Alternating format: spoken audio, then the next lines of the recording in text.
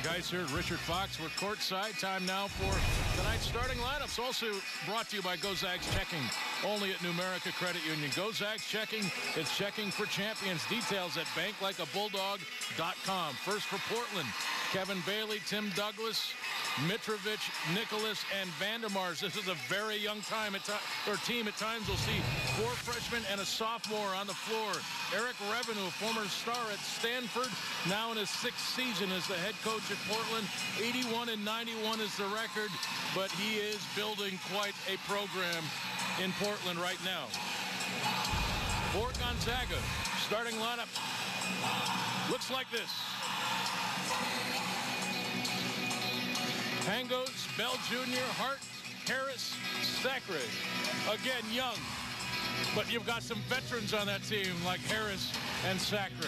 Gonzaga off to a great start. They've won 4 in a row. Their only losses at Illinois and on this floor against Michigan State. They're off to a great start. Of course, their head coach, Mark Few, now in his 13th season. 325 wins, 85 losses. Greg Heister, Richard Fox, you played Portland. Tell us about the rivalry. It's kind of overlooked in the West Coast. Yeah, and it really shouldn't be. Really the only 2 teams up here in the Northwest, and they've had some of the better games over the last 10 years in this conference. Portland always seems to give GU a good game, particularly down there at the Chow Center in Portland. But they've been able to knock off GU here at home before.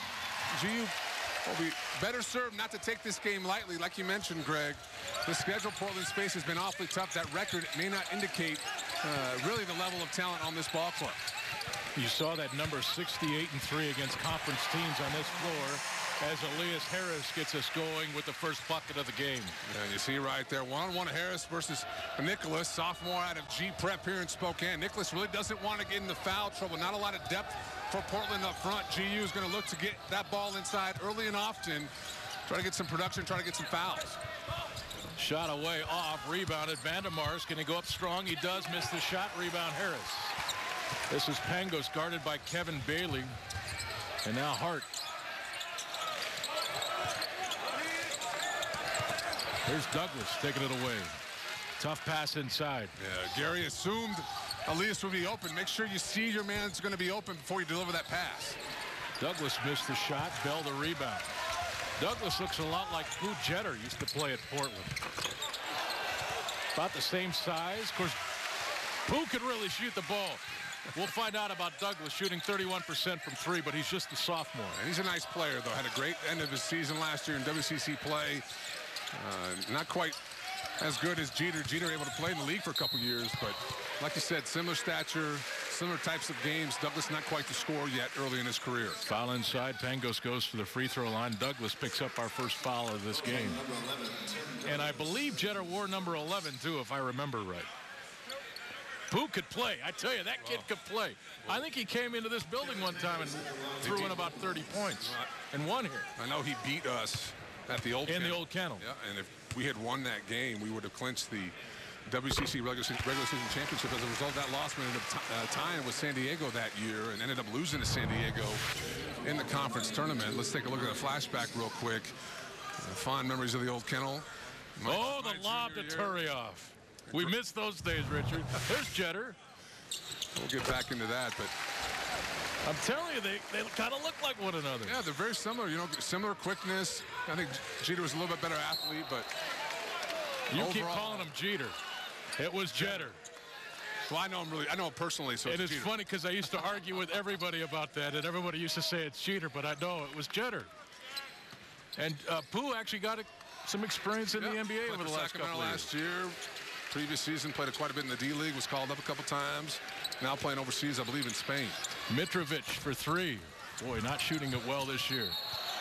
Kayson with the rebound, but may have been standing on that end line and turns it over. You mentioned Mitrovic. Last year, first team all-WCC, finished 6th in the country, shooting 46% from the three-point line. But this year has not been able to get things going at all, only shooting about 33% from the three-point line.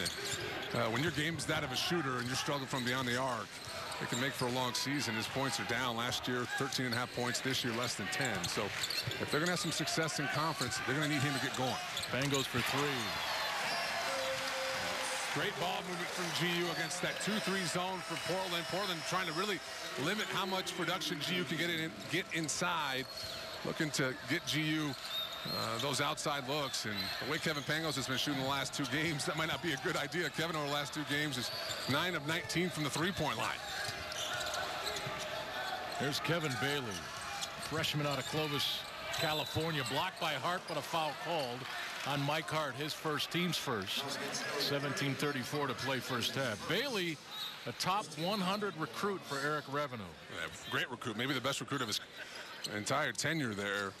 And look at his production in high school, nearly 25 points per game, 4 assists, almost 3 blocks. And this year, you know, he hasn't started exclusively, but you look at his production, gets a point every 2.5 minutes. That's an incredibly high rate for a player, particularly a freshman. He's looking to score on his touches, does a nice job putting foul pressure on defenses, as you just saw. Shoots about 3 free throws per game. Missed them both. 7-0 Gonzaga. Pangos with it. Now Bell. Here's Harris. Up strong, blocked from behind by Kaysen. And back comes Douglas into the paint. Little runner, good, 7-2. That's what he does. It's crafty with the basketball, shifty, relatively quick. You try to pressure him starting at half court. He's got enough quickness to get around you. Harris couldn't handle the pass. This is Mitrovic with Douglas. Pangos slows the ball down. Kaysen for 3. That one's long. Rebounded Bell. Back comes Gonzaga. Bell. Finish Gary Bell Jr. Wow. It's around 3 defenders on his own. Had Kevin Pangos on his left side. Didn't need the help. And I tell you what, Gary Bell struggling a bit from the three-point line here as of late, but he's done a nice job shooting over 50% inside the arc. You saw right there, he can finish around the rim. There's a nice finish. Ryan Nicholas out of Spokane, Washington. Credit Gonzaga Prep, 5-point game. Sacre, his first look, that's off. Foul inside. This will be on Gonzaga. And they give it to Elias Harris, his first, team second. See, great position for Rob. Does a nice job going right into that jump hook, but just doesn't have any feel in that right hand. We touched on it the last game against Air Force, but he dislocated that right thumb. And anybody who's played the game and dislocated fingers, that's awfully painful. You dislocate your thumb, that's something that's going to be with you for a while. I talked to him before the game. He says it's feeling a little bit better, but it's really sore. Can't really squeeze the ball as much as he'd like. And you saw right there, the ball just slipped out of his hand. Richard, it's sore sitting on the couch watching the game with a dislocated thumb. Hurts all the time, doesn't it? Doesn't go away. 13 on the shot clock. Douglas to the post. This is Vandermars, young man out of the Netherlands. Out to Douglas. 4 on the clock. Douglas got it away, missed it. Sacre the rebound. Pangos transition 3. Kaysen the rebound.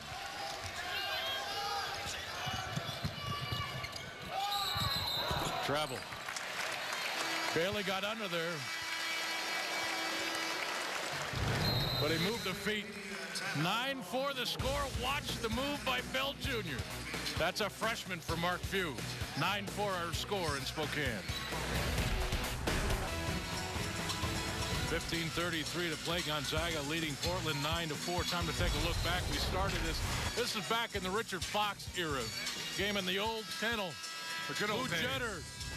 2003, they took you down, big fella. Blue Jetter, a freshman, was about as good a freshman as this league has seen at that point guard spot. Just tough to stop and through penetration, can knock down the shots. I remember we came out really flat. I remember I broke my hand the previous game and sitting on the sideline, guys just could not get going and no energy despite a great crowd. And that game cost us the outright championship for the league. So excuses, you just got beat. They beat us fair and square, there's no doubt about it. Jetter 53 points against Gonzaga in the 06-07 season, a few years after that. That ended like an enormous, Sacre gets a jump hook and a chance for 3, but that loss to Portland and an enormous long winning streak at home against conference foe. That same year they lost to St. Joe and Jameer Nelson with a non-conference win streak that was crazy long. These are not the memories I choose to remember of my junior season. I missed the game winner against St. Joe's coming down the stretch. My point is that this has been an amazing 12 or 13, 14-year run for Gonzaga, but there have been some rough moments too. Oh, there's no doubt. You know, you can't win them all, and GU, as this run has progressed, brings better and better opponents. The league has gotten better and better. You can't take a lot of these games for granted like you used to maybe 7 or 8 years ago. Here's Mitrovic at the elbow to the post. Vandermars. Hart was there. Out to Douglas for 3. Back iron. Bell the rebound. They got a good look there. Pangos transition 3. He's good, ladies and gentlemen. Keep an eye on number 4. Just role reversal there. Bell gets the defensive rebound, brings it up himself, and Pangos fills that right lane and just spots up at the three-point line. Portland not doing a good job of finding him either in transition or the half court.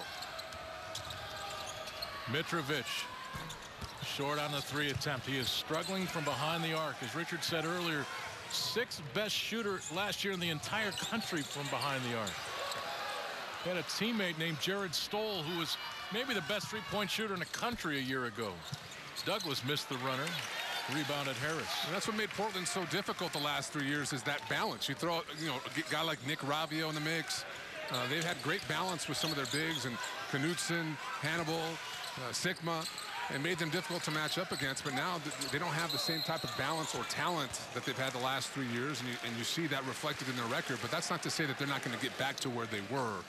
You see it in a kid like Bailey, a big-time recruit for Portland, and they continue to do a better job recruiting and building on that success they've had the last 3 seasons. David Carr just picked up his 2nd personal foul for Portland. That's 3 on the team. And Rob Sacre back at the free throw line for Gonzaga. He and Thomas Vandermars, the freshman out of the Netherlands, really battling on that post. Vandermars is a nice looking prospect. Yeah, you know, he doesn't have a lot of size to him. He's long, but only weighs about 225, but he likes contact. And, you know, as a staff, when you're going out there and recruiting, looking for a big, you know, you can add muscle, you change a kid's body, but as a post, does he like contact? Guys who shy away from contact, that's not something you can coach up. Either you have that or you don't. And a kid like Vandermars seems to like that, and that's going to bode well for him in this program, because he can score, he's got good hands. He's going to develop into a nice player. Carr goes to the bench for those 2 personal fouls. Vandermars also likes to play with his back to the basket, and those players are rare these days. Gonzaga on an 8-0 run. You see Portland really struggling to score. Doing a nice job on the team defensively, although right when I say that, they give up an easy 2 inside off of the help. But Portland needs to do more of that. You can't rely on those threes. Look to create dribble penetration, force GU to help defensively. That should create some easier shots for you in your offense. Pangos. That shot is off. Case in the rebound. Scored at one end, the rebound at the other. Another nice looking freshman for him out of California. He's got range out to 3. Nice player. You got 2 great recruits here. Nicholas missed the first end. Battling on the ground, got it back. He's tied up by Eddie. Possession arrow favors Portland. About the 3rd time Nicholas has been on the ground, and anybody who saw him play in high school knows that's exactly how he plays. Tough-minded kid, going to play hard on both ends, excellent hands, good feet. And I think he's going to end up being a nice player for Portland. Undersized for a post, only about 6'6", maybe 6'7", but when you work that hard, good things tend to happen. Marquise Carter on the floor for Gonzaga, along with Ryan Spangler, Sam Dower. And there's Guy Landry-Eddy with that rebound. Off a bad miss. Eddy, transition 3. That's long. Bailey the rebound, back come the Pilots. This is Bailey. Blocked by Eddy. Pangos up to Carter. He's got Spangler. Carter into the middle. And a blocking foul called on Mitrovic. You look at Bailey, freshman, back-to-back possessions with poor shot selection, and a team like GU, you can't continue to do that. That's as good as a turnover, and GU's did a nice job all season getting out on the break. And despite Marquise Carter's struggles offensively in the half court, that's something that he continues to do well, and that's push the ball in transition and get himself to the free throw line. Draw fouls. Kevin Pangos are leading the game in scoring with 8 points, 2 of 4 from behind the arc. He goes to the bench, replaced by David Stockton. Eddy fakes the 3, drives the lane, throws up the shot. And an offensive foul called on Eddie. He doesn't